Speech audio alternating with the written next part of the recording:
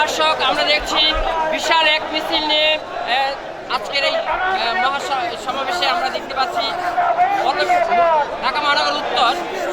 থানা BNP senior যুগ্ম আহ্বায়ক ইঞ্জিনিয়ার মজিবুল হকের নেতৃত্বে একটি মিছিল। ভাই একটু কথা বলতে চাই। বিসমিল্লাহির রহমানির রহিম। আপনারা জানেন দীর্ঘ 17 বছর প্রবাসে অবস্থান করার পর আমাদের বিএনপির ভারপ্রাপ্ত চেয়ারম্যান জনাব তারেক রহমান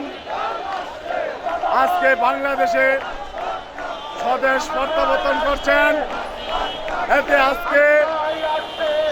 বাংলাদেশ জাতীয়তাবাদী দল বিএনপি অঙ্গ ও সহযোগী সংগঠনের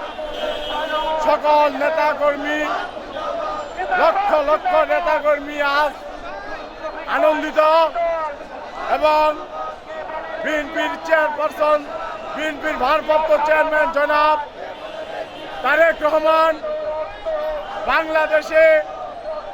আসার কারণে আমাদের বিএনপি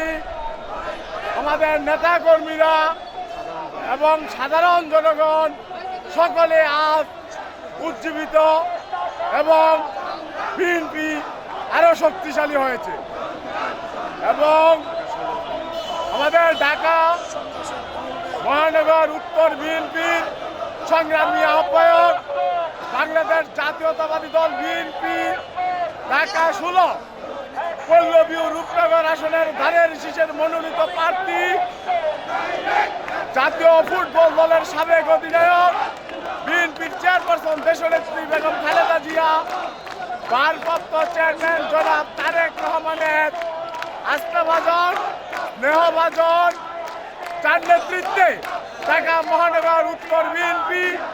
26টি থানা 31টি ওয়ার্ড 620টি ইউনিট সুসংগঠিত উজ্জীবিত ঢাকা 16 আসনের একজন স্বচ্ছ পরিচ্ছন্ন রাজনীতিবিদ জননন্দিত জনপ্রিয় জননেতা জনাব আমিনুল হক ভাইয়ের নেতৃত্বে রূপনগর থানা বিএনপি অঙ্গ ও সহযোগী সংগঠন আমরা সকলে সুসংগঠিত এবং উজ্জীবিত।